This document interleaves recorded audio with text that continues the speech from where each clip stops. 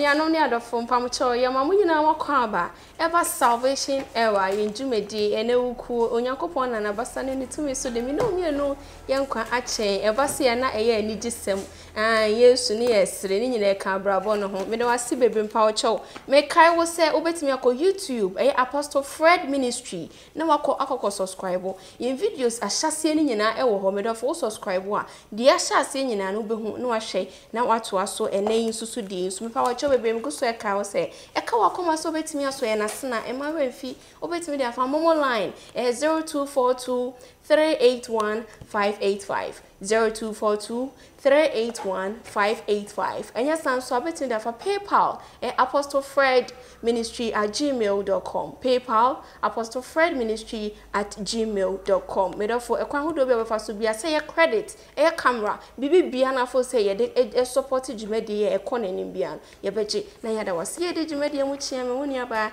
na na ya kunedi ya do me ne me sister yini samiza mashi me do for me pacho ene asem bi say da wase pese busa say na so hwana ana essay wo wawarie obi anam obi akra innocent face yenhu de onye ene de onye nanso pataku bi aba be fra nyanku onim esese etimi hu pataku no na eyi won pienti ene me no mie ne aba be hunu bebe bia obi abomode bia ne share na obi a ensanka megusu ebisa obi o se hwana ana etai wawarie na ebeguo no wawarie na eguo no hwan ana etachi minim nso onim ye koyam papa wo ye kwa ko hu nipa ko a anase wona wotai awaregu achi Daddy mpacho ya mako aba. Yeah na. Ana yuni si ana eme ya se du si a wosen kasa benki ya wari binanka ye hu experiences na ewom ne basa ye kank ye miro na so nkofo de wo ho ya ye papa busu chire de busu ayesuam. Daddy mpacho asem bi se da woni se na so hona ana essay aware bebreba ene egu wane techi na papa sister itu henanim innocent.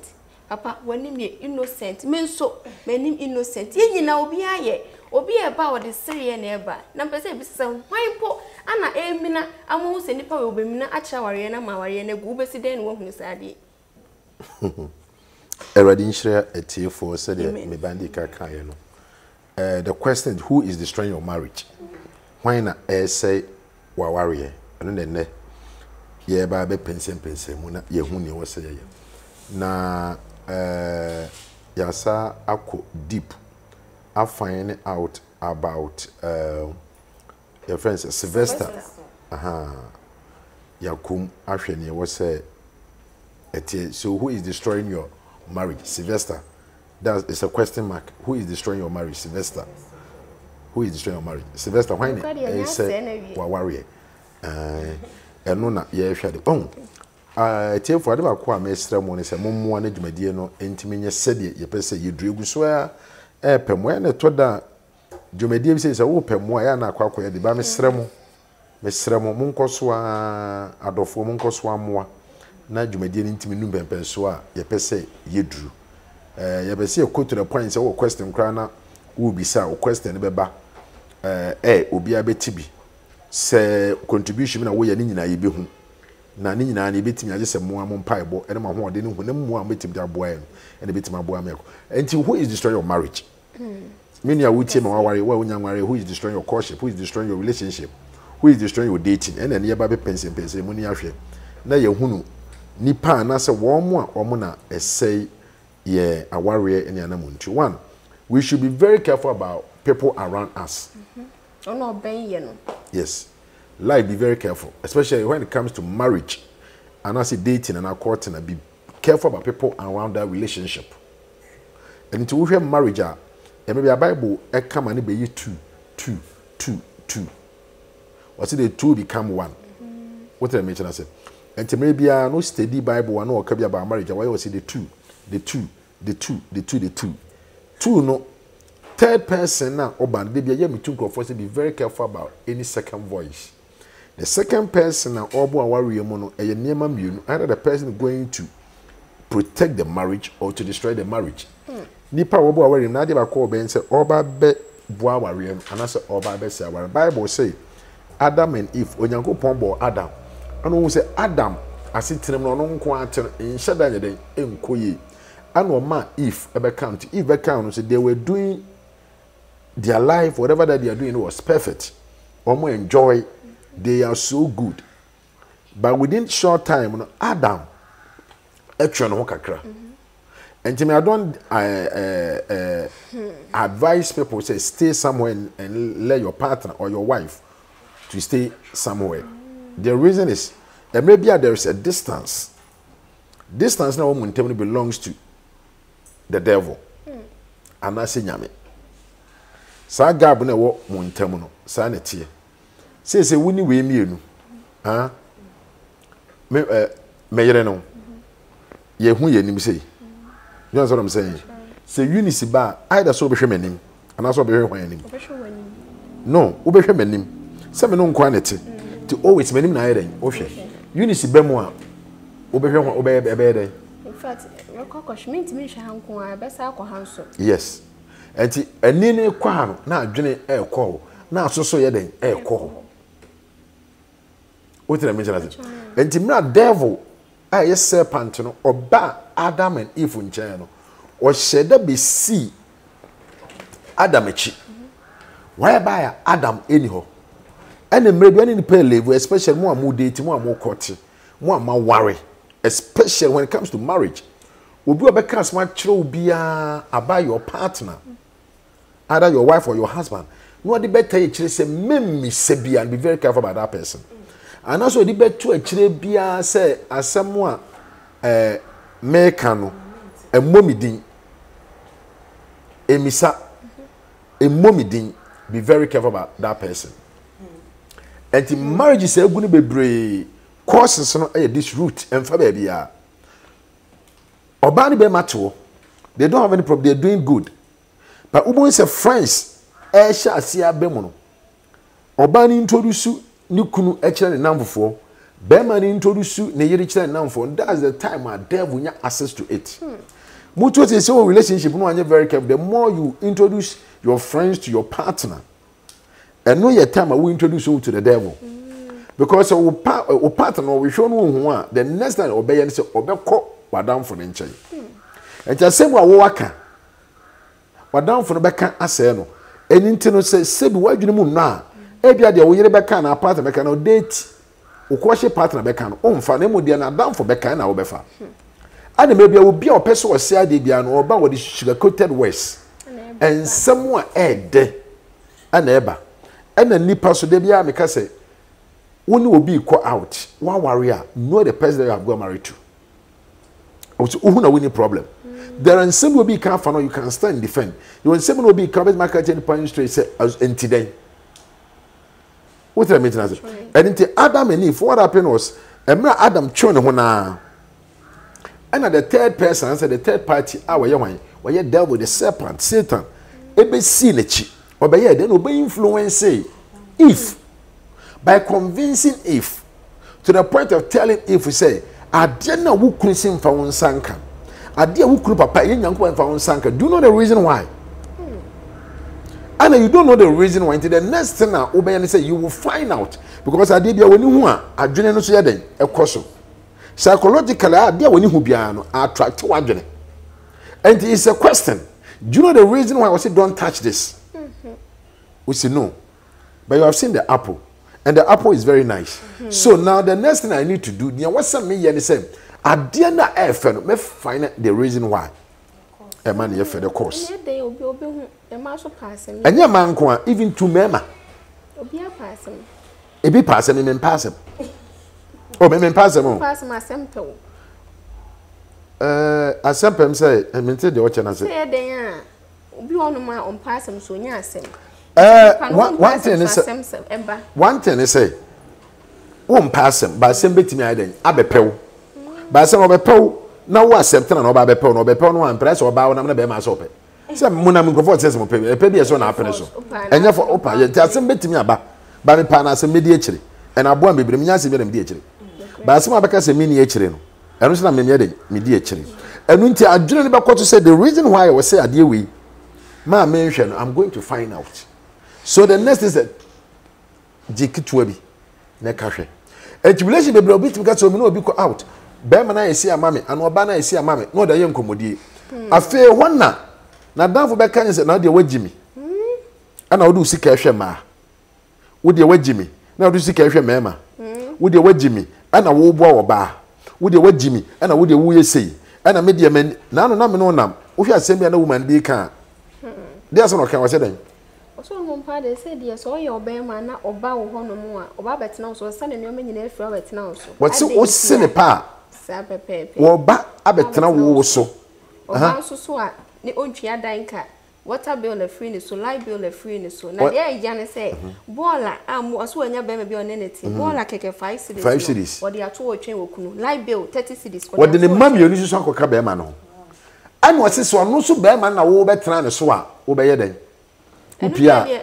upia tambe washing down so one more time also oba na obe you no megu abontin on adwene say wo bi and he say no ne ma ni bi ye ne say so wonya se ne pa wo de ne ma nyina eba o ka se ne wose so obesra wa obefa bag baako no wose to bag bi enu so wo ko be ma na de bag na eden wo de ko na wo twene kakra wo de ko nkran ni bi no enkakra wo de ko nkran na de bo wo chi no. Hey, sister. Background the boy with you con cry. Sister Ben was a mo. Or the 3 days you don't cry. Tie. Oh, sa bag ni bi. To who baby a bag the boy you the boy na chi a wakra. I mean am kai. Pacho dey go no anu mutu. Mat wo ho. Na mat boy no so an walker. Wasi we the company twen. Wo die ni bi. To the boy. Another portion they say they are contracts. Ayo contract. Thank you. Asma, yeah, asma kind no. Ano unya ba ne life mu dia, o so o matu. Obehwe no. Obehwe ne man force. I'm telling you. Ese na nkaso why na age so obi obegye ne dan ka. Obi obegye ne dan aka. Cause yes Ghana na I to the point say tunya be se ne pede ya. Any open so time we do up so in the bia no. Why ready? Obesa ya aduanya mo we. Se nkwan de. Bo nkwan ne na so de. Make sure no be better pa. Na do dem ya so. Ati ye misa question bi wa say. Won say na asema wo kani o. Ay advice na wo de ma wo. Ana meboa. Ana odi bi ma mat. Enti wonam na kwoti ase oh sa na tie. Na wo so aba apply. And is it good advice? No. Ukunu beda kem no mafie. But the American enti if we want be dada no. Or want be dada if ama if you a very big mistake. The nyameka che ni nyina no you refi ma me sure dem say ye hunu ukuna na se wo yira woni ne yeden ete no hunu enyu obi na ba be chiro be ma na teno for 7 years. Know your wife, know your husband, know the limit. And you don't know be ka asem nyangobo ka say Job de mini no me den bi bia e hye won sane mo na koma de bonsa me mfa ma nyame di Job ho adanse. And you didn't make my car for you didn't make my car for boy. I went into Ghana and send me a cafano. The best will be no car, say, and then I'll be the bachelor. And a bear may be a walk quarter with Timmy in the number for D or born in a court to home and como. I am common problem. I bought Montebubiano, bueno, Sebi, on your normal. On Guinea Sea, let me be see. But a maddy a normal. You see. So be how abrabo no so kopa adwenchire adwini ba ko tie the American when possibility so when bema person no enya issue anase why wade bia enye na wo beka kire units no ana units beka de bo person no ware aya enya kire wo no eye 99.9%. Esi by mema wode sa ne de kwa abonten no enye no ma nyame amom mema sa emema nyame boye ma ya koma yitimi de make decision te de ementime no ma tie mema mrawo ni aba ni aba yisu ya adwene ti bema okura maashi no mame ka se bi ncho bema bia wogina phone so che bia yenkonkon nsani I'm not joking when the gina so I don't have time for call apart from business be a family problems are discussing what else ma de konkon sa do ma che de na wo ho ma mo dada e wo ho e ya do ma che de monya but bema wonya time gina phone so che make phone so che bema you can do a business you can do this and there will be any to make an ntwuma dwon kwesi but what me gina phone so do unnecessary nkomo where you tro fashion adwene and the person need delay you need to be very careful because mema nyame amoye saa the American in marriage hunu yire because last week and on Sunday me can say marriage a package I was see you love wom concern, peace, understanding, communication, respect, unity, understanding, a package. And I would them. And it is a bad man about life, one about life, that package, and I would them, and I would echo. And it told I would be packaging you, me be more, may ye understand them. What's that mission? The understanding. Packaging may be forgiveness. Packaging may be, and it's an issue to buy. You go inside the package, now open Kenyama. Near me a babwa. I say first aid box. Ubien where you are dear betting your bois amawo. Yes. Now, boy, you worry a man painful be too for no. Near the be abo and to man near the co. All to the mention as it. And when the person between the party because who nipa will pursue a warrior and more warrior and so. Timpacho de Kenyanese and care by nuni pen and a woman casamoma. There's no problem. Or my chat by noon who is she. Woman, any problem over. Timpacho was a say, yes, he didn't pan a yard. It's UHS or be a warrior or no be a nyakana. My mentor, what they be. Wouldn't you worry nipa and yaka? And you say, then wouldn't you papa assem? Tea, the amino canina, mean Casa making communication. With a mission as it. Who cry your bonny? When you your bonny, who make decisions on the bonny island? Action. Bobby so charter someone in our chair, a mistake. I chair the mini. I idea, a war. Oh, a warrior, a good be there is a third person on the influence, other part. And the other man, if spiritually there was divorce. Okay. Because and she said, I'm going to break key. And I almost do my word no munyansa bet to us. No, what do I want to do munyansa so air to us? The urban separation, baby. And then come on, you did the outside one, our any other a di Timoya then ever. The last week, Gabriel Walker will be sano. Which is was much only experience be ya. On one day, be the Wawar Crown on Shema. Wawar Crown will need like you know, we need knowledge be ya. Only knowledge be ya. Me example will be our mammy or call one about a girlfriend say, Nasa say, and you're not simple. Nothing a call one a girlfriend, you know. I say, a bano, me banu couldn't japado and banner in Tanawa. So I want you to woo on Sabeco, who on Sankada. That's a self in Panamoid. Who does not know? As a media, my man told me found one drink. I need the man found what you want to get call you. Why are so? Why are so? Why are so? Banker so dear, my main show, they will come by Bible say Moses, a mirror a more dim bayan, or Conasi Jetro, a quick advice. Ten soon they are there. Yes, to support us when we need something. When we are in need, you turn it a quasso. Talk to Moses for Moses who apply, you know, a buano.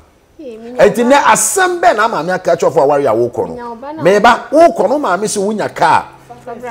Unya car from a bema. Name Winya the pa. Oh, a ma, car.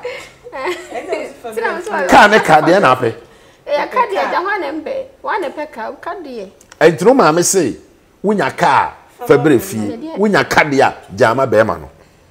I ask your papa. Enquire. And to be brave, because of advice and so a young container the mawom. And the problem the braver will be because of a mistake and in your bema ye. Or bill because of a mistake of mammy, or bill because of Adana down for ye, or bill because of a small near catcher, or be a warrior because of advice on the man, or be a warrior because of advice of a pad man, or be a warrior because of advice of a man, or be a warrior because of advice on the man, or be a losing a life.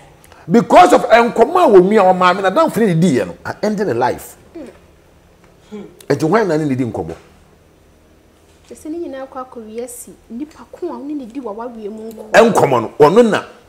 Watch the way. They say, why pana, obviously, will say, rain and a year of bebboam. If he says sometimes, what do I say, wouldn't you say a mini padding? I'm sure what do I say, booking a mini ponucan, say no. Oh, so I saw dear, no, maybe or ye, the papa boo and what they call no, and much they say no. Papa, how do you know, said this is the right person? I mean, call for advice. God bless you. Or say, by their fruits, we shall know them. Make a assembly. o yire ne me yire no ah why me bone wa fa mechi me se me di achew ba unity abeka achew say cha me di achew wo no there is something me ma take example wa fa mechi me di achew because I know say I didn't got married to a spirit and I say an angel. You are human. And a bonny aye baby anu akoka se kram aye bonny nipa na e bonny what am I trying to say me do bonny achew by you say oya dan because sa bonny na me di achew no me boa mu oni mu ba wa be cho se bonny na kukuru di achew na Fred say o di achew no wo boa wo di achew because of it this and this and this because be maybe a wo fa na chi a wo no be man because de bonny achew bia no boa either so on for chi bi another so on so ye bi enye say bi we take advantage of your baby and access your life on the meeting or be catch them me say sofo na wo yire pa ko bo adwama na so do enemre a emabue ye ba na o ka asem bi obi a ni nkumafuo nyina asori ayi den etia no ama ne ba so kra asori ayi den etia no bi ntra wo se basa there's a question mark ama ba ma no kunu no afa na chi oni kunu ntimi de ma ebe fie whereby this woman is there look at this be ma no respect oba no oni oni nkumafuo nyina so respect no and to put yourself into the shoes of that woman what do you think say be happen but who can say be kire no me de say wonyina adwene mfiri so no onye focus psychologically I was so no learn how to psych herself to life you don't need somebody to encourage you we should learn how to encourage ourselves because the people that you expect to come encourage you no they are the people that will discourage you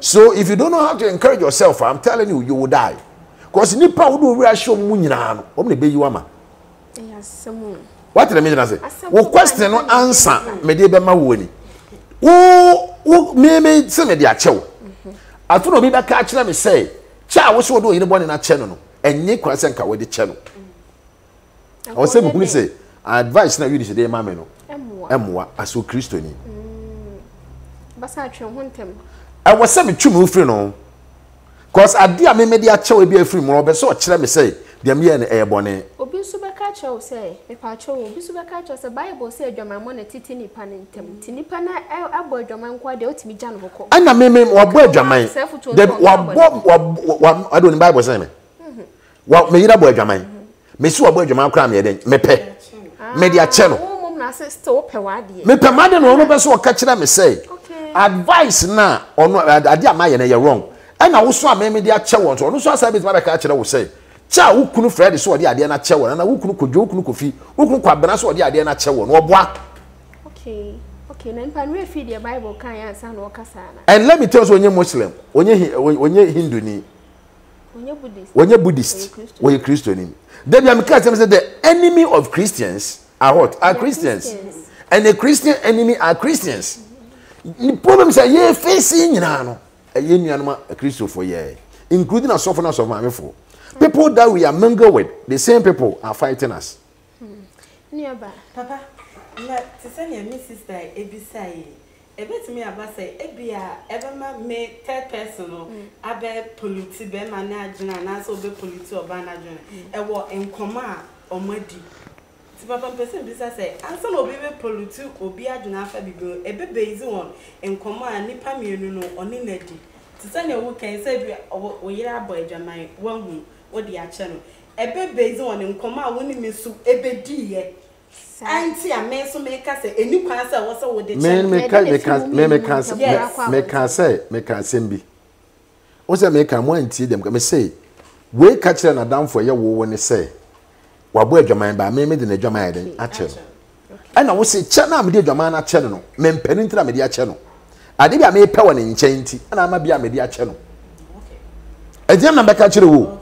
Wo re na be ka kire wo ana wa sa ba meso ncha be ka kire me say enemre e maabu yi ade ntina wo so wo de oyire dwaman yeden e che no ke ka se me de pa wo se adwaman ko an tete wo se adwaman so wo pe wa de a fa ne sa na say asem na wo de wo kan ye no e confirm e de na Bible na e kan no enti say no kasa no kasa me say partner bi enhu ne kunu limit enti oba ne mom na enhu ne kunu limit enhu say no power of influence oba no hu ne kunu limit all right but okasa too much nipa okasa be bia na wo ye mistake Bible say okwasa akọ kana ntu ebunu nyansa ni in marriage nya asem bia na wo say kwa abonten okay I'm telling you, and you same be an aquabon. I mean, but when you want to talk to somebody, make sure that you are talking to the right person.